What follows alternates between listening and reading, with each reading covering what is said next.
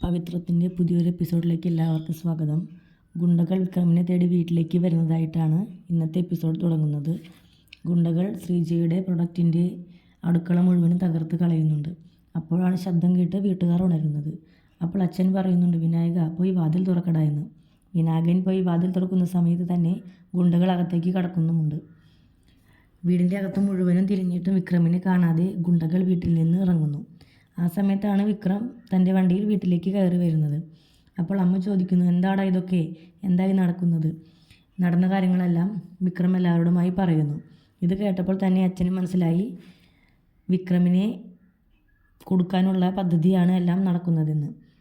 നീ എങ്ങോട്ടെങ്കിലും വേഗം മാറിക്കോളൂ എന്നും വിക്രമിനോട് അച്ഛൻ പറയുന്നുണ്ട്. അടുത്ത സീനിൽ വേദയുടെ വീടാണ് കാണിക്കുന്നത്. മുറ്റത്ത് കിടക്കുന്ന ന്യൂസ് പേപ്പർ എടുക്കാൻ വരുന്ന ശ്രീകാന്തിനെയാണ് കാണിക്കുന്നത്. ന്യൂസ് പേപ്പറിൽ വരുണിൻ്റെ മരണവാർത്ത കാണുന്ന ശ്രീകാന്തിന് സന്തോഷമാവുകയാണ്. പേപ്പർ എടുത്ത ശേഷം അകത്തേക്ക് ചെന്ന് ന്യൂസ് ആദ്യം വർഷയ്ക്ക് കാണിച്ചു കൊടുക്കുന്നു, പിന്നാലെ അമ്മയ്ക്കും കാണിച്ചു കൊടുക്കുന്നു. ഇതു കണ്ടാണ് അച്ഛൻ വരുന്നത്. എന്താ പേപ്പറിൽ വാർത്ത എന്ന് അച്ഛൻ ചോദിക്കുന്നു. അതേസമയം സോഫയിൽ ഇരിക്കുകയായിരുന്നു ദീപ്തിയും വേദയും.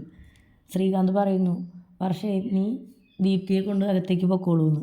ഇത് കേൾക്കുമ്പോൾ തന്നെ ദീപ്തിക്ക് എന്തൊക്കെയോ സംശയങ്ങൾ തോന്നുകയാണ്. ശ്രീകാന്തിൻ്റെ കയ്യിൽ നിന്നും ന്യൂസ് പേപ്പർ വാങ്ങിയ ശേഷം ന്യൂസ് നോക്കുകയാണ് ദീപ്തി. വരുണിൻ്റെ മരണവാർത്ത കണ്ട ദീപ്തി ആകെ തകർന്നു പോവുകയാണ്.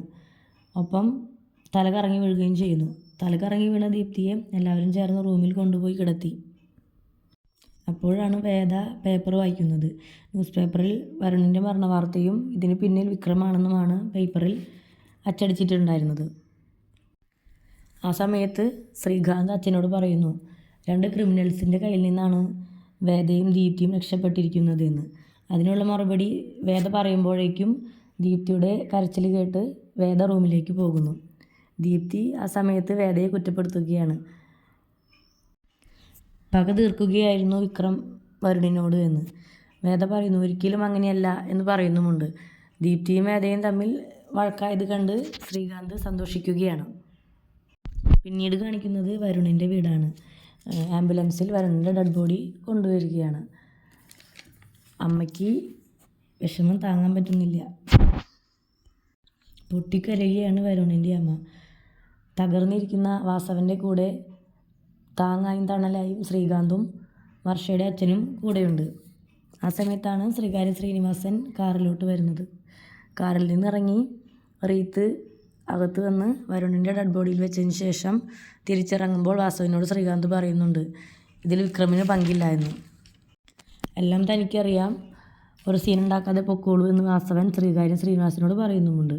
അവിടെ നിന്നിറങ്ങുമ്പോൾ മുറ്റത്ത് നിൽക്കുന്ന ശ്രീകാന്തിനെയും വർഷയുടെ അച്ഛനെയും ശ്രീകാര്യ ശ്രീനിവാസൻ കാണുന്നു. അവരോട് പറയുന്നുണ്ട്, വിക്രമിനോടുള്ള ദേഷ്യം വാസവന് കൂട്ടുപിടിച്ച് കൂടുതൽ വഷളാക്കരുതെന്ന്. ഇതൊന്നും വകവയ്ക്കാതെ വർഷയുടെ അച്ഛൻ ശ്രീകാര്യ ശ്രീനിവാസനോട് പറയുന്നുണ്ട്, ഉപ്പ് തിന്നവൻ വെള്ളം കുടിക്കുമെന്ന്. ആ സമയത്താണ് ഓട്ടോയിൽ വന്നിറങ്ങിയ ദീപ്തി കരഞ്ഞുകൊണ്ട് അകത്തേക്ക് കയറി പോകുന്നത്. ദീപ്തി വരുണിൻ്റെ ഡെഡ് ബോഡി കാണാൻ വരുന്നത് കണ്ട് ശ്രീകാന്തിന് ദേഷ്യം വരികയാണ്. വർഷയുടെ അച്ഛൻ ശ്രീകാന്തിനോട് പറയുന്നു, ഇപ്പോൾ ഒന്നും ചെയ്യണ്ട, സമയമാവട്ടെ എന്ന് പറയുന്നു. ദീപ്തിയുടെ കൂടെ വേദയും ഓട്ടോയിൽ വന്നിരുന്നു. വേദ അകത്തേക്ക് വരുന്നത് കണ്ട് ശ്രീകാര്യ ശ്രീനിവാസൻ പറയുന്നു, വാസവിൻ്റെ ആളുകളും ശ്രീകാന്തുമാണ് ഇത് പറഞ്ഞു വരുത്തുന്നത്, വിക്രമാണ് ഇത് ചെയ്തതെന്ന്. വിക്രമിന് ഇതിൽ യാതൊരു പങ്കുമില്ല.